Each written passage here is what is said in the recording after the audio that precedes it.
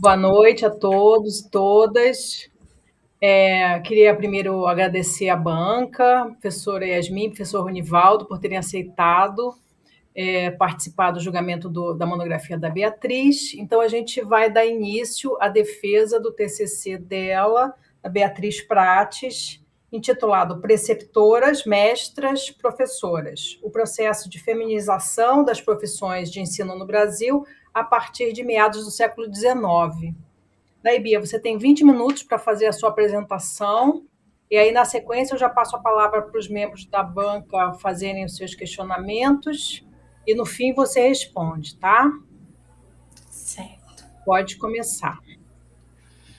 Boa noite a todos. Queria agradecer a presença de todo mundo aqui. Primeiramente, a banca, a professora Yasmin, a professora Anivaldo, a professora Brena, e todo mundo que tirou um tempinho hoje para acompanhar a defesa. Então, como a professora falou, o título do meu trabalho é Preceptoras, Mestras e Professoras: o processo de feminização das profissões de ensino no Brasil a partir de meados do século XIX. E a ideia da pesquisa era a gente tentar entender quais foram ali as engrenagens institucionais e o contexto histórico-econômico que acabou determinando essa inserção massiva de mulheres no magistério e quais foram os desdobramentos econômicos que esse processo gerou para a categoria. Então, a gente vai começar ali pelos elementos da monografia: introdução, problema e objetivos, metodologia, um pouquinho do referencial teórico, depois parte por alguns pontos mais específicos ali do desenvolvimento e fecha com as considerações finais. Começando ali com uma introdução do tema, então a pesquisa, ela citou a inserção das mulheres nesse meio a partir de um cenário que era de um apagamento sistemático. Era um cenário de inferiorização e também de repressão política e econômica das mulheres na época. E nesse contexto, a instrução ela começa a ser reivindicada por algumas dessas mulheres como uma ferramenta central para que elas conseguissem, de alguma forma, se emancipar. E aí é que eu destaco o papel da Anísia Floresta, que ela é considerada uma das primeiras vozes femininas a lutar pelos direitos das mulheres no Brasil. E quando ela escreve o Opúsculo Humanitário, ela faz uma denúncia muito forte dessa exclusão intelectual feminina, argumentando que isso é um obstáculo que precisa ser superado, inclusive para o próprio progresso da nação. Esse debate, né, sobre o atraso educacional brasileiro, ele vai se intensificando, principalmente ali depois da independência, e ele chega num ponto que começa a extrapolar algumas barreiras e ganha bastante visibilidade na imprensa, até que ele começa a ser debatido também no parlamento, né? Então a coisa vai esquentando e acaba na promulgação da primeira grande lei educacional do país, né, em 15 de outubro de 1827, tanto que 15 de outubro é conhecido até hoje como o dia do professor, né? Então, essa lei ela foi muito importante, ela é um marco central quando a gente trata desse tema. Só que ainda assim essa legislação ela carregava algumas ambiguidades. Ela garante sim o acesso formal das mulheres no ensino e ela abre o caminho profissional do magistério, só que ao mesmo tempo ela institucionaliza diferenças curriculares para os meninos e para as meninas e uma falsa paridade salarial, que no fim essa paridade não acontece na prática. Nesse cenário, então, o problema de pesquisa foi delimitado para a gente tentar entender como se consolidou o processo histórico de feminização do magistério no Brasil e de que forma a segregação ocupacional horizontal explica as consequências econômicas desse fenômeno, especialmente no que se refere ali à desvalorização salarial da categoria. E para responder ao problema levantado, então, eu fixei como objetivo geral analisar, à luz da economia feminista, os fatores históricos que serviram de alavanca para a entrada massiva de mulheres no magistério a partir de meados do século XIX, avaliando como a ocupação, como a concentração ocupacional impactou economicamente a remuneração dessas trabalhadoras. E para alcançar esse objetivo específico, então, eu desdobro a pesquisa em três objetivos. Para alcançar esse objetivo geral, desdobro em três objetivos específicos. O primeiro é descrever o panorama de exclusão educacional feminina pré-1827. Então, como que era esse cenário educacional antes da lei? O segundo é dissecar a formulação e os desdobramentos da lei de 15 de outubro de 1827. Então, qual o contexto e como que aconteceu a formulação e a promulgação da lei. E o terceiro é avaliar como a segregação ocupacional horizontal explica os impactos econômicos e a desvalorização salarial gerada pela feminização da carreira. Então, o que aconteceu ali depois, né, da promulgação da lei. Na parte metodológica, a gente tem uma natureza mista que combina análise qualitativa documental com abordagem quantitativa e estatística. Na parte qualitativa, foquei em algumas fontes primárias do período imperial, trazendo ali principalmente o texto da lei de 1827 e alguns discursos parlamentares, enfim, aí tem a pesquisa bibliográfica sobre o assunto. E na dimensão quantitativa, o diferencial foi o tratamento e a tabulação dos dados históricos originais do recenseamento do Império de 1872 e do recenseamento geral de 1920, trazendo ali algumas variáveis de sexo, profissão, letramento e estado civil. O capítulo 2, ele é o referencial teórico, né? Ele estabelece a base do trabalho a partir de uma crítica do viés androcêntrico da economia tradicional, porque ela acaba pecando um pouco nesse sentido e ela não dá conta de tratar essas questões que elas são relacionadas ao gênero. Então, a gente pode trazer aqui como exemplo o modelo do Homo econômicos, que ele assume que o indivíduo ele tem uma racionalidade que ela é, digamos que absoluta, assim, e que o comportamento dele ele é restrito ao mercado. Ao mesmo tempo, ele ignora as condições estruturais que viabilizam a própria vida. E ele trata essas funções do cuidado, que são historicamente desempenhadas pelas mulheres, como se elas fossem exceções à regra econômica. Aí, nesse sentido, até coloquei aqui, né, o conceito de sustentabilidade da vida e trago a Cristina Carrasco, que ela demonstra que a produção das mercadorias ela só se sustenta porque atrás dela tem toda uma base invisível que é composta pelo trabalho de reprodução social e pelas atividades domésticas que não são remuneradas. E é esse trabalho invisível de cuidados que ele funciona como uma espécie de subsídio oculto, que ele tem uma importância para a manutenção do sistema produtivo capitalista em si e também um pouco até para as próprias finanças do Estado. Aqui vale destacar também, né, a categoria útil de análise de gênero da Joan Scott, que também foi incorporada, que ela explica que o gênero ele é um elemento constitutivo das relações sociais, baseadas nas diferenças percebidas entre os sexos, e ele acaba sendo uma forma primária de dar significado para as relações de poder. Essa construção social do poder, ela tem um reflexo direto na segregação ocupacional horizontal, que aloca, né, a força de trabalho feminina nessas atividades que são associadas ao cuidado e à esfera privada e que acabam sendo caracterizados por um menor prestígio e remuneração justamente por isso. Então, o mercado, ele acaba meio que simulando a divisão sexual do trabalho que acontece nas casas para legitimar essas assimetrias. E aí aqui entra, né, os conceitos de penalidade do cuidado, por exemplo, ou seja, né, a perda da renda e de oportunidades que a pessoa que assume o trabalho de cuidado não remunerado sofre, e, por exemplo, também o piso pegajoso, que mantém as mulheres presas nessa base da hierarquia profissional. Para a gente entender isso, é importante primeiro entender que o Brasil ele herdou lá do período colonial dele, uma cultura patriarcal de Portugal, que veio ali muito de um período que os árabes ocuparam ali a Península Ibérica. E ela era pautada em um conceito jurídico chamado de imbecítulos sexos, que basicamente eles consideravam que a mulher era um ser inferior, que ela não era capaz de tomar suas próprias decisões, por exemplo, e inclusive eles alocavam as mulheres na mesma categoria que as crianças e os doentes mentais. E, consequentemente, eles consideravam que elas não eram aptas para frequentar as escolas formais. Então, nesse contexto, a educação feminina era baseada unicamente nos cuidados com a casa, do marido, dos filhos. E esse cenário ele perdurou por muito tempo e só começou a ter alguma mudança ali aqui no Brasil, né, a partir de 1808, com a vinda da corte portuguesa. Porque a partir disso a aristocracia começou a demandar refinamento europeu. E eles queriam que as suas filhas tivessem acesso a esse tipo de instrução.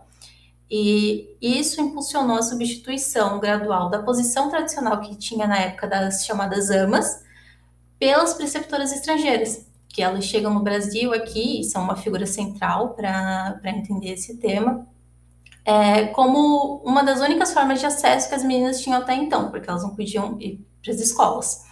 Elas vinham para o Brasil, né, e aí ensinavam essas meninas a tocar piano, a falar francês, ensinavam etiqueta, etc. E mesmo que elas tivessem um status que era considerado superior das outras criadas ali dentro da casa, elas ainda assim viviam com bastante pressão e tinham uma vigilância moral muito forte sobre elas. Mas essa trajetória das preceptoras ela foi um pouco apagada historicamente por falta de registros. Muito do que se conseguiu resgatar hoje vem de cartas que elas escreveram ali para a família, para amigos e tal, mas documentos oficiais mesmo são um pouquinho mais difíceis assim de achar.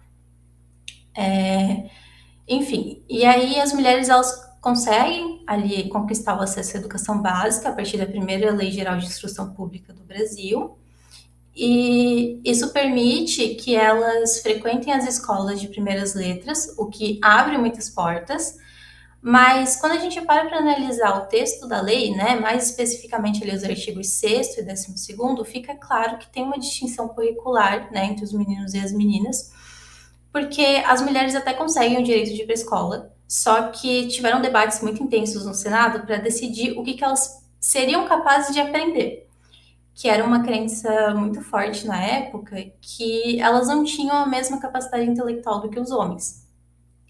Tinha até uma fala que circulava de que as mulheres elas deveriam ser mais educadas do que instruídas.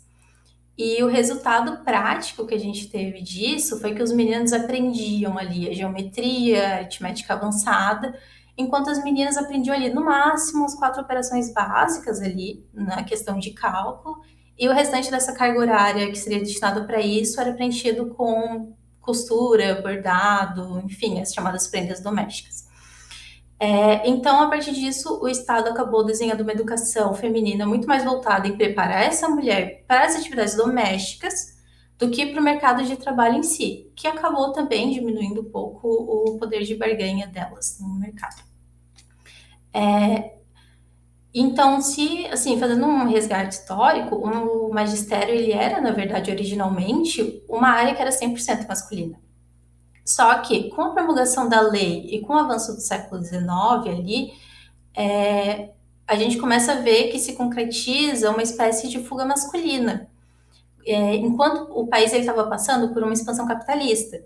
E a partir disso começam a surgir carreiras que têm uma maior rentabilidade, que trazem um retorno financeiro maior. E isso acaba aumentando o custo de oportunidade para esses homens, que passam a abandonar esses postos nas salas de aula primária, porque o salário já não compensa mais para eles. Então, nesse sentido, a feminização ela acontece, na verdade, como uma substituição, onde as mulheres entram para preencher essas vagas, e aí, a partir disso, que a gente começa a ver uma explosão de matrículas femininas, por exemplo, nas escolas normais. E aí, para o Estado Imperial na época, né, que estava passando ali por um período de uma certa restrição orçamentária, a entrada da mulher acaba caindo também como uma luva. Por quê? Eles conseguem expandir o ensino e a ordem social com um custo que é um pouco menor. E todo esse cenário, ele teve, claro, um impacto muito forte na determinação de renda. Primeiro, né, o artigo 13º da Lei de 1827, ele prometia ali uma suposta igualdade salarial, né, que eu comentei antes, entre os mestres e as mestras, só que essa paridade, ela não consegue se manter na realidade, justamente por conta da distinção curricular. Em segundo lugar, ali, o ensino era também uma das poucas profissões consideradas respeitáveis para as mulheres que estavam se instruindo no período. Então, o Estado ele assume uma posição quase que de um monopsônio, assim, dessa força de trabalho. E, além disso, com um argumento para justificar tanto a entrada da mulher, quanto depois para justificar também os salários mais baixos, se introduziu um viés ideológico muito forte que transformou a atividade técnica do magistério em uma espécie de sacerdócio. Então, a atividade que era uma atividade técnica passa a ser vista, então, como uma atividade de doação. Até nos textos, assim, em alguns momentos, eles dizem que os alunos passam a ser vistos como os filhos espirituais dos professores. Então, isso vai mudando a característica da profissão. Além de que também eles trazem a ideia de que o salário dessas professoras ele é um salário complementar, que vai complementar a renda que traz o homem da família, o pai ou o marido, enfim. E todo esse processo, ele acaba consolidando ali o que o Mariano Anguita ele traz como a proletarização e uma desprofissionalização, perdão, da docência, já que, como era visto como um dom, como um ato de abnegação, a professora ela não precisa ganhar bem, porque ela tem que fazer isso por amor, por doação, e não pelo dinheiro. E aí aqui eu trago alguns dados dos censos, né, que ajudam a visualizar um pouquinho a situação. O primeiro, ele mostra ali a proporção de homens e mulheres em ocupação de serviço doméstico, cuidados e confecção em 1872. E aí fica muito claro, observando esse gráfico, a segregação horizontal e o mecanismo do piso pegajoso. Porque a gente vê que tem 81% das mulheres no serviço doméstico e 100% no serviço de costura, por exemplo. Isso reforça a ideia de que o mercado de trabalho ele absorve a mulher, reproduzindo a divisão sexual que já existe no lar. E o outro gráfico, agora já de 1920, ele mostra essa consolidação do magistério como uma espécie de chão de fábrica intelectual feminino, com as mulheres já sendo 70% da categoria docente. Ao mesmo tempo que também fica bem claro a força do teto de vidro, que elas eram sistematicamente excluídas dos espaços de poder e que, consequentemente, tinham essa remuneração mais alta. Então, a gente observa ali que elas eram, por exemplo, 3,3% da administração pública e 0,2% no judiciário. Então, com esses dados, a gente consegue perceber que o trabalho manual direto da alfabetização das crianças, ele foi delegado para as mulheres, mas elas não tinham muito controle ou influência burocrática e financeira na época. E aí esses maiores salários, que eram os salários dos cargos mais de gestão e com maior poder de decisão, eles ficavam na mão dos homens. E isso estruturou um cenário de desigualdade que ele se reflete até hoje. Se a gente puxar os dados do judiciário de hoje, a gente vai ver um reflexo dessa situação. E assim, então, né, a gente consegue concluir que a feminização do magistério no Brasil, ele não foi impulsionado por uma inclinação biológica ou então por uma vocação natural que as mulheres têm. Ele foi, na verdade, um projeto político-institucional e que trouxe ali uma otimização financeira. Essa desvalorização dos salários femininos foi uma engrenagem estrutural que permitiu essa modernização educacional do país, mas isso apoiado em uma subremuneração da força de trabalho feminina. E aí, para finalizar,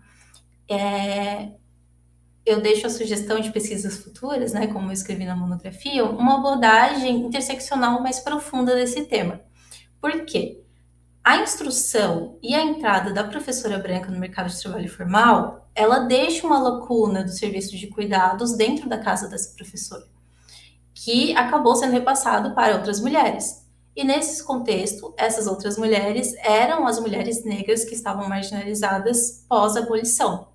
Então, a gente tem ainda uma fratura de raça e classe dentro do próprio gênero.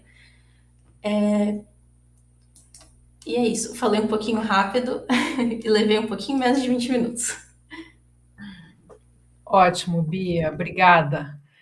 Então, já vou passar na sequência a palavra para os nossos convidados, professores. Aí, Rony, se você não se importa, a gente pode começar com a nossa convidada da UFRJ, UF, a professora Yasmin. Tá, Yasmin, pode começar. Bem, boa noite.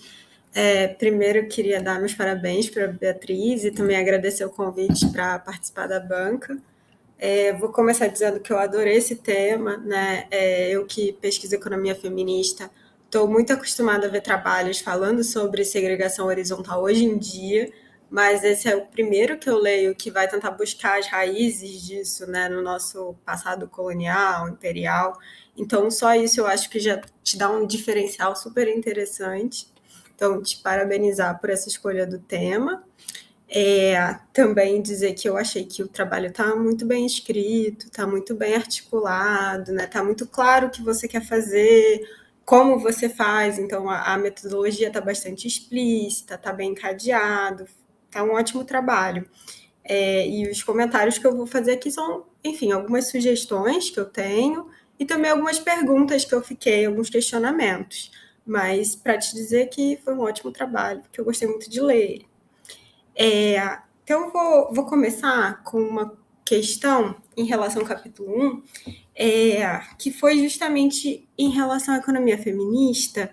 Eu senti que você usou bastante assim, a teoria da reprodução social, porque pensando que a economia feminista não é necessariamente uma corrente única, né? Então, pensando que a gente vai ter, enfim, economistas e feministas que vêm de vertentes muito diferentes, e como você usa termos como valor de uso, valor de troca, trabalho reprodutivo, que não necessariamente vai ser sempre usado, né? Tem, enfim, muitas pensadoras vão preferir trabalho de cuidados e todas essas questões. Eu acho que você poderia ter usado algumas autoras da teoria da reprodução social, então talvez, enfim, tem muitas, né? Tem a Nancy Fraser, tem a Titi Bhattacharya, tem a Raissa Ruas aqui no Brasil, enfim. Mas eu achei que seria interessante, talvez, agregar alguma dessas autoras, porque conversa com o tipo de discussão que você está fazendo. Mas, de toda maneira, eu acho que seria interessante, talvez, botar aí uma nota de rodapé para falar que a economia feminista tem essas muitas visões, né? Mas, enfim, está super bem trabalhado, você traz ótimas autoras, né? Traz a professora Brena, que é super referência, traz a Cristina Carrasco, então ficou ótimo. Aí eu também achei que, enquanto eu estava lendo, eu senti que você me deu uma definição da divisão sexual do trabalho indiretamente. Então, eu achei que isso podia ter ficado mais explícito. Eu vou ler aqui para você, mas está na página, entre a página 15 e a 16, você coloca assim: essa situação coloca as mulheres em uma posição especialmente perversa, na qual, por um lado, são social e culturalmente empurradas para a realização desses serviços de cuidado e reprodução, que mantém o funcionamento do mercado, e, por outro, vê esse mesmo trabalho ser invisibilizado, desacreditado, inferiorizado. Ou seja, você está falando, existe uma segregação, né, uma diferenciação entre os trabalhos e uma hierarquia, que é a definição de uma divisão sexual do trabalho. Então, eu achei que você podia só usar essa frase e colocar uma referência e deixar explícito, só porque talvez o leitor não familiarizado com o tema não saiba exatamente o conceito que você está usando, e é um conceito meio essencial para o trabalho. Então, ficaria essas duas sugestões aí para a primeira parte. Eu também gostei muito que você trouxe aqui no final, né, a questão da interseccionalidade.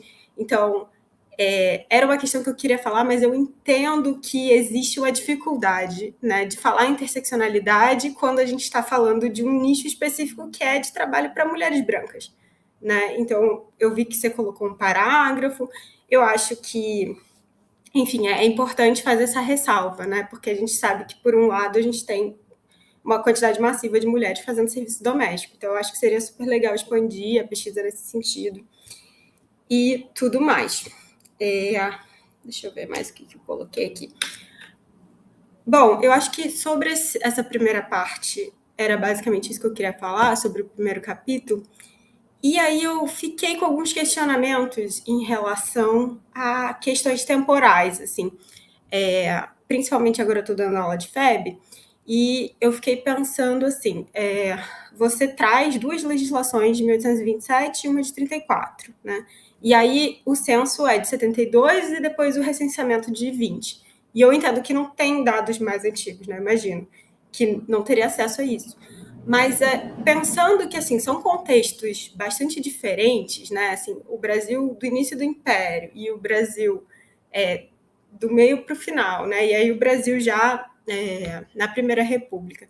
Eu queria entender se você chegou a pesquisar outras legislações que tiveram mais para o final do Império, no início da República, enfim, ou se isso estava fora do escopo. Só porque pensando que realmente tem um período que se passa aí com muitas transformações, né?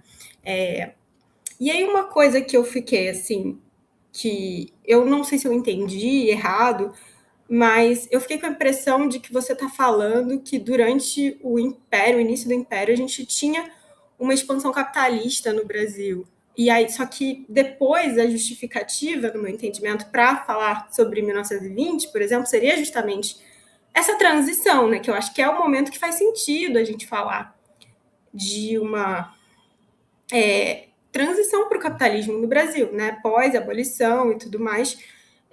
Não porque o Brasil não tivesse inserido num sistema capitalista antes, mas acho que dificilmente a gente poderia falar de relações capitalistas no início do Brasil Império. Então, não sei se fui eu que compreendi errado, ou enfim, mas fiquei com esse questionamento em relação a isso. Mas achei super interessante as conclusões que você chegou em relação à legislação, né? Principalmente como o Estado imperial vai moldando essa divisão sexual do trabalho, esses papéis sociais de gênero. Inclusive, a Flávia Biroli é uma autora que eu acho que também super agregaria, porque ela vai discutir muito a relação entre os papéis sociais de gênero e a divisão sexual do trabalho, né? Então, como um retroalimenta o outro, né? Você forma meninas para fazer, sei lá, para serem belas, recatadas e do lar, né, para fazerem determinados trabalhos, elas se tornam professoras que, por sua vez, vão... Então, é um ciclo, né? Isso eu achei super legal em termos de conclusões. Fora isso, deixa eu ver o que eu anotei. Em relação aos dados, eu queria te perguntar também duas coisas. A primeira é por que não apareceram os dados de escolaridade para 1920, se não tinha esse dado, porque você me mostra a taxa de alfabetização, né, essa diferença bem significativa que tem no primeiro censo, mas não no segundo. E outra coisa que eu queria perguntar também é se o segundo gráfico você não teria os dados absolutos, só porque eu fiquei realmente curiosa em relação à proporção de mulheres na medicina, eu achei muito significativa para o período. Então, eu fiquei me perguntando assim, qual é o número absoluto para isso.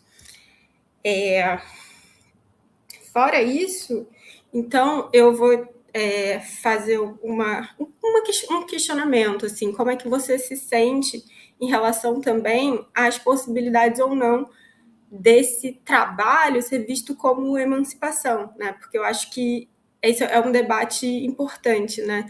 Assim, até que ponto, acho que principalmente dessa perspectiva mais da teoria da reprodução social, até que ponto a inserção das mulheres no mercado de trabalho é uma necessidade, né, para que essas mulheres possam se libertar de, enfim, relações de, digamos assim, opressão, de alguma maneira, de estarem ali numa relação bastante dependente dos maridos, dos pais, enfim.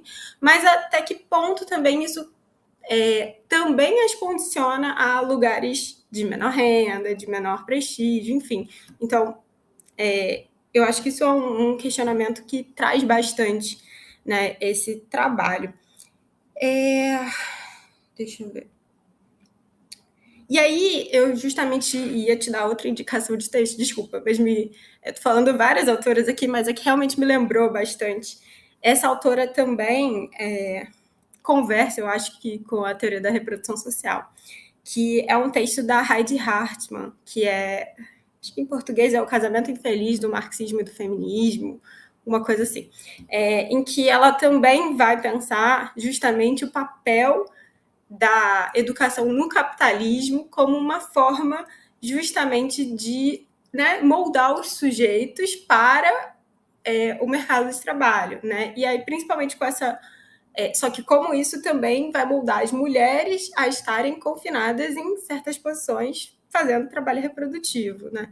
E aí, principalmente com essa conclusão que você chega, né, de que o Estado imperial, enfim, vai se beneficiar de alguma forma, sei lá, de uma extração de mais valor desse trabalho, né? Justamente colocando os salários das mulheres como salários complementares, e por isso, então, né, garantindo que elas permaneçam nessa condição de baixo salariamento, eu acho que articula bastante com esse debate que você está fazendo. Enfim.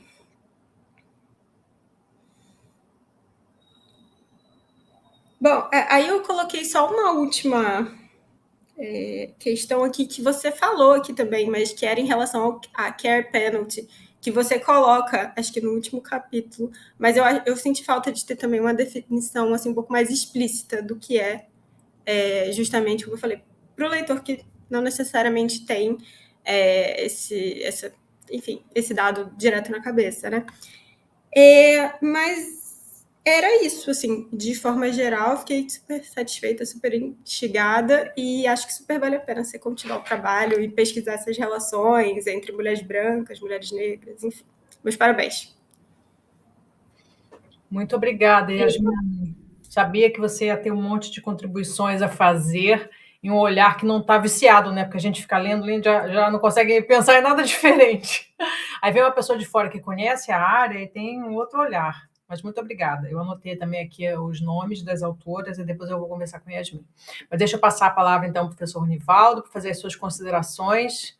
Por favor, Rony. Legal. Então, obrigado pelo convite para participar dessa banca.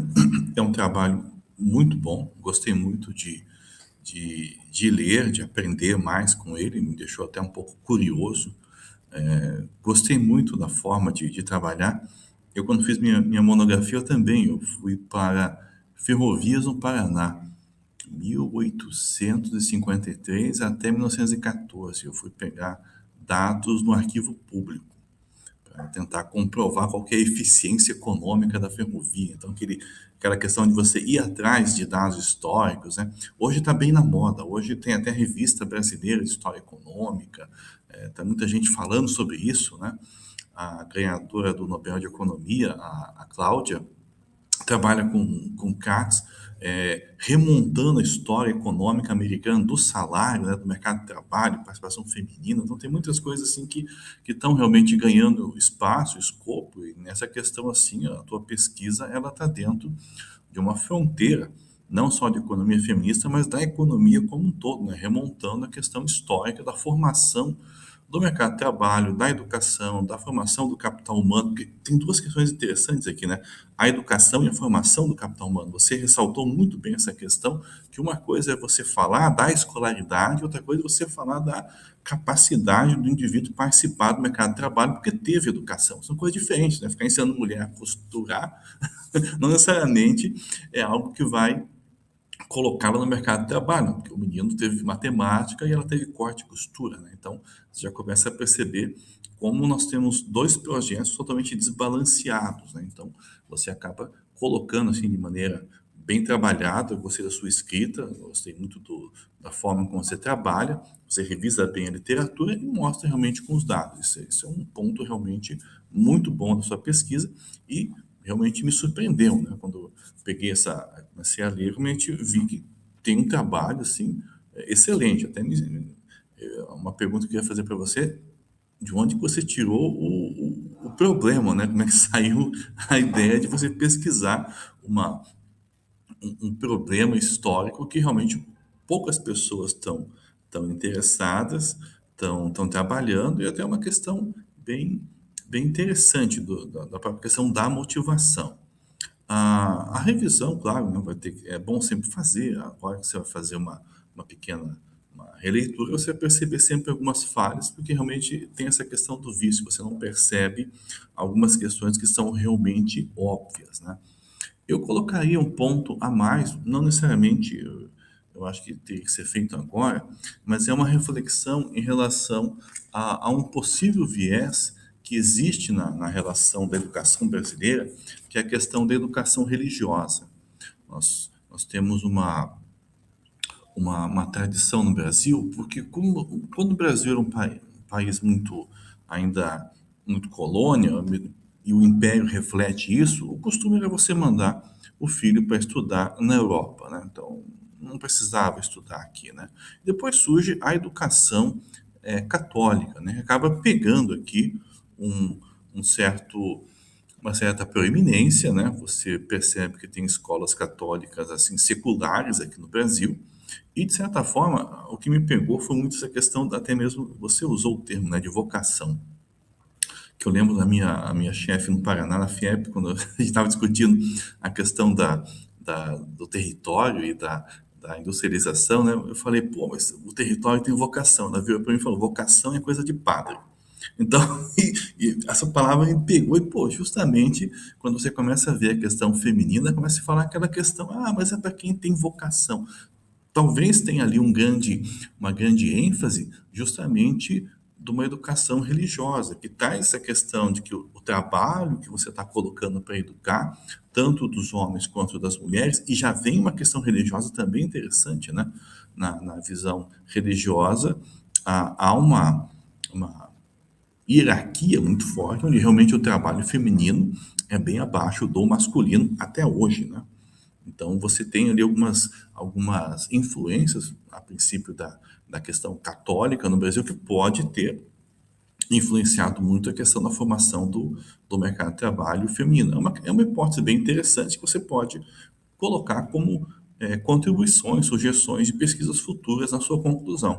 Ou seja, o tema ligado à educação religiosa são questões que você pode colocar, dizer, dá para você trabalhar com esse tipo de relação, dá para você ter um desdobramento, então, da questão de algumas singularidades, por exemplo, como estados como o nosso, que tem um papel, uma influência muito grande da imigração, né? Que é difícil você fazer uma escola para imigrantes japoneses. Eu sou de Curitiba, lá tem clube japonês, tem bairros, né, que tem uma população muito grande e também é um fator vamos dizer assim, que também trava muito grande a expansão da educação, né? E certamente você pode até levar isso também como fator de continuidade, né? Ou seja, você pode estar falando justamente de uma expansão com uso, que você demonstrou isso com uma questão de hipótese do valor dos salários, né? Que você está tendo que expandir a oferta educacional, necessariamente não tendo um custo baixo, né? Então, de certa forma, você tem, assim, já algumas influências que vêm, talvez, externamente. Então, pode colocar isso como aspectos de sugestões para trabalhos futuros, que a monografia certamente vai ser lida, né? Bem trabalhada, bem escrita, ela pode, inclusive, render esse desdobramento, né? Uma continuidade de trabalhos com futuras orientandas da Brena. Você tem um centro de atenção bem interessante, um núcleo de pesquisa, e isso realmente pode ser até um certo gancho para pesquisas futuras. No mais, tenho que parabenizar pelo seu trabalho, e eu queria realmente saber como que você encontrou esse tema para pesquisa. Realmente, meus parabéns novamente, um trabalho bem redondinho, gostei muito de lê-lo. Obrigada, Rony. Então, vou passar já para a Bia. Pode começar a responder. Bom, eu tentei anotar aqui todas as coisas que foram faladas. Deixa eu recapitular. O primeiro ponto, né, ali se eu cheguei a pesquisar outras legislações, acabou não dando tempo, porque assim, tem que fazer uma pesquisa bem profunda para encontrar. Essas legislações que eu usei, elas foram mais fáceis de achar e eram a base para o trabalho. Eu até dei uma olhada, só que esses artigos, essas leis mais antigas, elas são difíceis de encontrar na íntegra para ler e tudo. Então, assim, dei uma olhada, não consegui encontrar, e aí eu foquei mais na parte de realmente fundamentar mais o referencial teórico do que nessa outra parte, mas eu entendo que sim, faria bastante sentido incluir. Sobre a parte da transição capitalista que a professora Yasmin comentou, realmente, agora parando para pensar, pode ser que eu não tenha deixado claro, mas sim, essa parte vem um pouco depois e ela está mais ligada ali com a consolidação dessa entrada massiva e da fuga masculina, que é um pouquinho depois. Pode ser que o jeito que eu escrevi ali não tenha deixado isso claro, porque realmente não faz sentido ser ali naquela época do começo. no Império. E sobre os dados de escolaridade, ali de 1920, eu tive bastante dificuldade com os dados de 1920, porque o censo ele é dividido em muitos textos diferentes. E a formatação dele é terrível. E cada uma tem quase 1000 páginas. Então, eu, assim, passei bastante trabalho para reunir os dados do censo de 1920. Então, eu não consegui encontrar a tempo. Eu até deixei salvo no meu computador os arquivos para tentar buscar mais dados depois para fundamentar, mas foi super difícil de encontrar por conta da formatação, que é um PDF super estranho e ele é gigantesco e são vários, porque o de 1872 ele é consolidado. O de 1920 ele é separado. Por exemplo, tem um para questão de profissões, mercado de trabalho, outro para, enfim. E aí eu não consegui encontrar a tempo. Sobre o gráfico ali que você me perguntou, dos números absolutos eu tenho. Inclusive eu deixei já esse dado separado, então eu tenho ele fácil. Eu vou voltar ali. Aqui. Onde era evidência empírica? Aqui.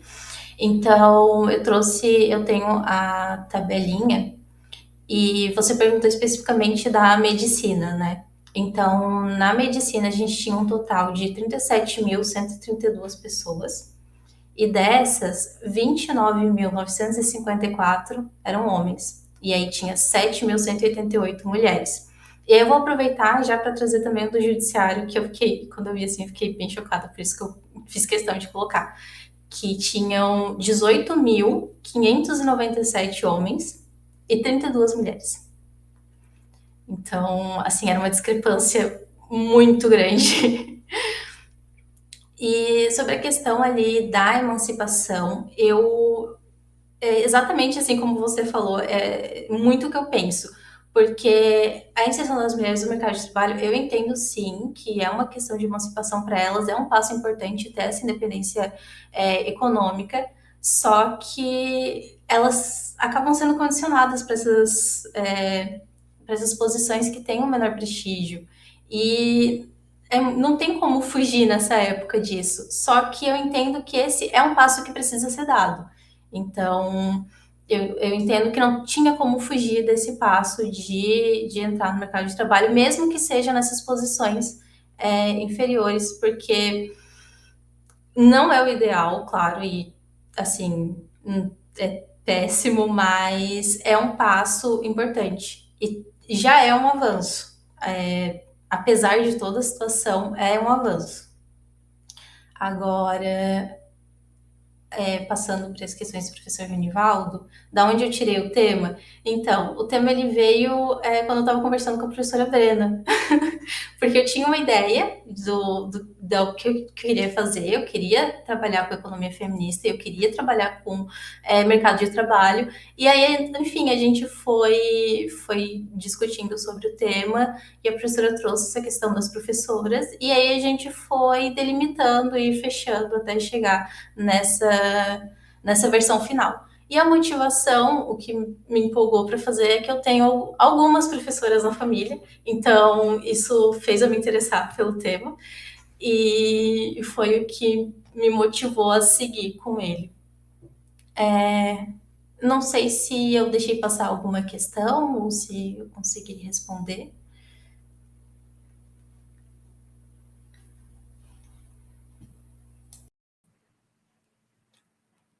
Yasmin e Rony, vocês estão satisfeitos? Vocês querem comentar mais alguma coisa? Tranquilo. Tô bem tranquilo. Respondeu tudo. E eu entendo como essa dificuldade com dados. Às vezes é bem complexo conseguir, principalmente mais antigos. Esses mais antigos foram bem sofridos, assim, principalmente esse de 1920, a tabulação dele é terrível, ele é quebrado as páginas, que ele é uma coisa comprida, aí eles quebraram em páginas, assim, foi super complexo. Obrigada, Bia. Só me lembrei, quando o Rony perguntou, me lembrei como é que foi. A Beatriz foi minha aluna na disciplina de economia feminista, né?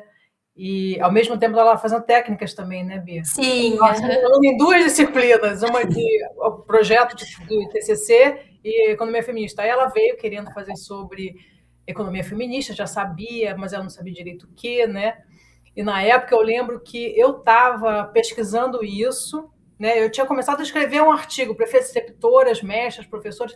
Eu falei para ela: olha, Bia, eu comecei a pesquisar isso, só que escrevi umas 4 páginas, parei porque eu fui fazer outra coisa, aquela coisa. Começa um artigo, aí vai, tem uma ideia, aí começa outro, aí vai, para, tem uma ideia, aí começa outra. Eu estava com 5 artigos ao mesmo tempo começados.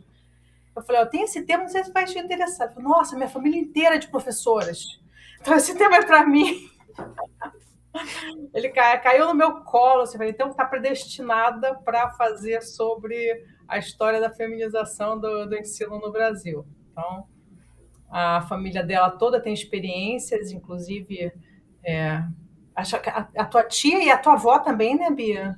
Até a Sim, avó, bem dos primórdios da escola a normal. minha avó entrou na escola normal, exatamente. Eu ainda peguei, quando eu era adolescente, existia. Tem umas 3 amigas que foram fazer escola normal.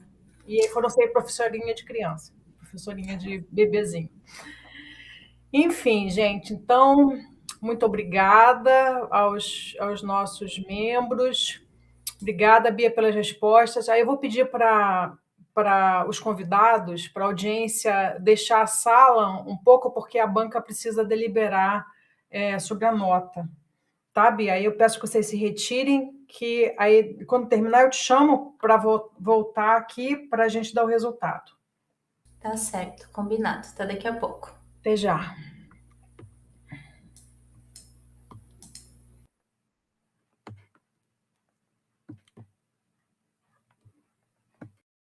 Pode abrir a sua câmera? Ela fechou. Sim. Então, parabéns. A bancada deliberou, chegou à conclusão que você foi aprovada e resolveu te dar nota 10. Sério? Então, parabéns, Bia, foi muito legal, o pessoal adorou. Aí você tomou nota, eu também tomei. A gente vai contemplar tem acho que 10 dias, né, para a gente dar uma última guaribada aí, já deixar ela redondinha e incorporar o máximo de comentários possíveis e que você conseguir fazer, tá? Até, prof, eu vou estar em Floripa dia 9. A gente pode. Legal, a gente pode se encontrar, marcar de se encontrar. Ai, que bom, tô feliz. Nossa, eu tava tão nervosa que eu até tirei o casaco, eu tava suando frio. Eu falei para eles falaram: nossa, mas ela apresentou tão bem, com tanto conhecimento. Eu falei: vocês não imaginam como ela estava nervosa. Eu tô até vermelha. Você estava super tranquila. Ela engana muito bem, ela engana muito bem. É. Ai, muito obrigada. Vou deixar vocês se prepararem para a próxima defesa. Obrigada pela presença. E obrigada, professora Brena, por estar comigo até aqui. Vamos continuar, tá? A gente vai conversar e fechar isso. Fechado. Muito obrigada, boa noite, boa defesa. Tchau, obrigada, Bia. Valeu, parabéns. Parabéns. Obrigada.